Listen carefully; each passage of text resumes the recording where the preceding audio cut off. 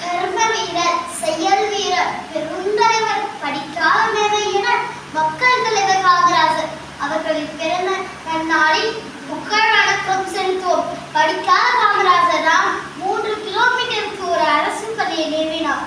படிக்காத காமராஜர் தான் மதிய உணவு திட்டத்தை ஏற்படுத்தி பெருமளவு மாணவர்களுக்கு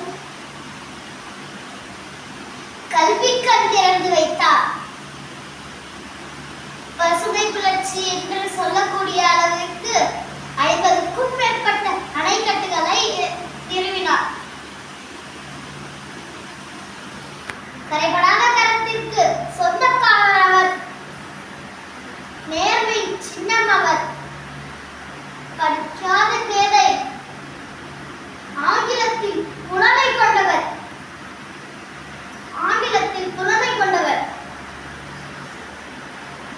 அவர் வீட்டில் இருந்த ஆயிரக்கணக்கான புத்தகங்களே அதற்கு சாட்சி.